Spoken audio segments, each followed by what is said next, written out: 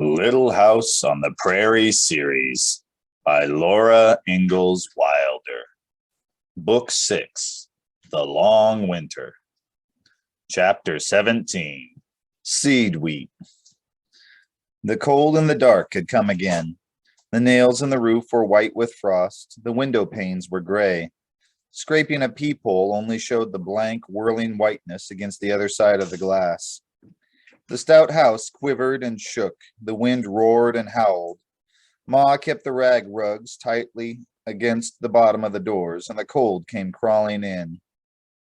It was hard to be cheerful. Morning and afternoon, holding the clothesline, Pa went to the stable to feed the horses, the cow, and the heifer. He had to be sparing of the hay. He came in so cold that he could hardly get warm. Sitting before the oven, he took Grace on his knee and hugged Carrie close to him, and he told them the stories of bears and panthers that he used to tell Mary and Laura. Then in the evening, he took his fiddle and played the merry tunes. When it was bedtime and the cold upstairs must be faced, Pa played them up to bed. "Ready now, all together," he said. Right, left, march." Laura went first, carrying the wrapped hot flatiron. Mary came behind with her hand on Laura's shoulder. Last marched Carrie with the other flatiron, and the music went with them up the stairs. "March, march, Eskdale and Linsdale, all the blue bonnets are over the border. Many a banner spread flutters about your head, many a crest that is famous in story. Mountain make ready then, sons of the mountain glen, fight for your homes and the old Scottish glory." It helped some. Laura hoped that she seemed cheerful enough to encourage the others, but all the time she knew that this storm had blocked the train again. She knew that almost all the coal was gone from the pile in the lean-to. There was no more coal in town. The kerosene was low in the lamp, though Ma lighted it only while they ate supper. There would be no meat until the train came. There was no butter, and only a little fat meat dripping was left to spread on bread. There were still potatoes, but no more than flour enough for one more bread baking. When Laura had thought all this, she thought that surely a train must come before the last bread was gone. And then she began to think again about the coal, the kerosene, the little bit of dripping left, and the flour in the bottom of the flour sack. But surely the train must come. All day and all night the house trembled. The winds roared and screamed. The snow scoured against the walls and over the roof where the frosty nails came through.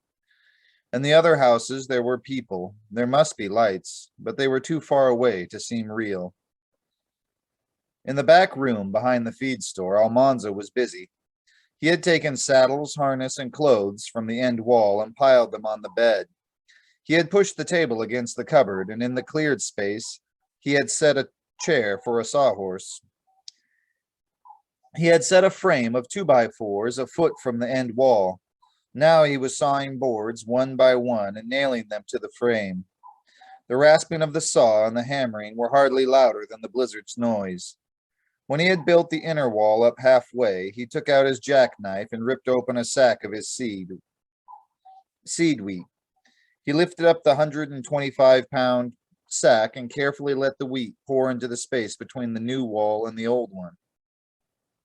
"I figure she'll hold it all," he said to Royal, who sat whittling by the stove, "when I build all the way up so the bin won't show." "It's your funeral," said Royal. "It's your wheat." "You bet your life it's my wheat," Alonzo replied, "and it's going into my ground come spring." "What makes you think I'd sell your wheat?" Royal demanded. "You're pretty near sold out of grain already," Almanzo answered. "This blizzard will let up sometime, or it'll be the first one that didn't. And soon as it does, the whole town will come piling in here to buy wheat. Harthorn and Lofus have just got 3 sacks of flour left between them, and this storm will hold up their train until after Christmas at best." "All that doesn't mean I'd sell your wheat," Royal insisted. "Maybe not, but I know you, Roy.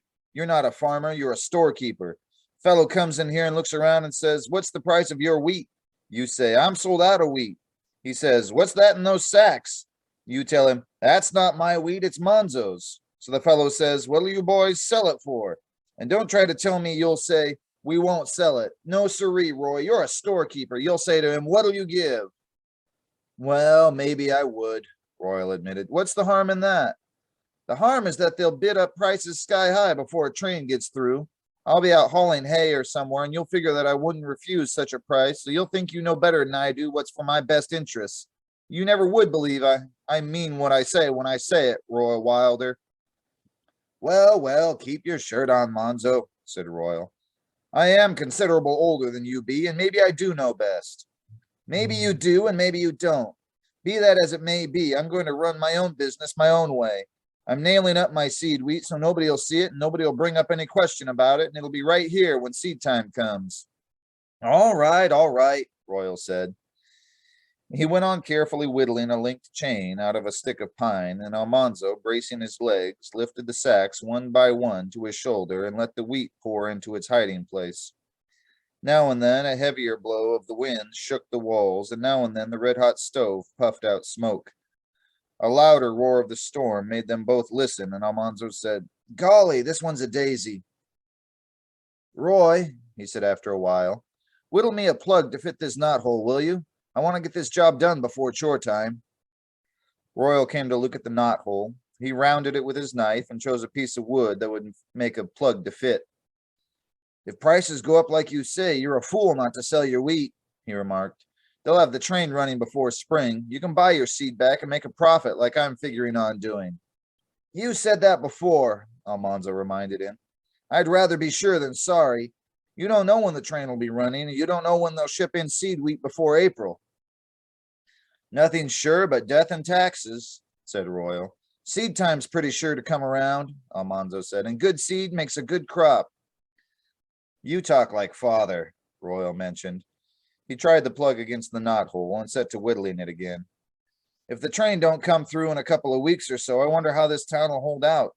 There's not much left in the grocery stores." "Folks manage to get along when they've got to," said Almanzo.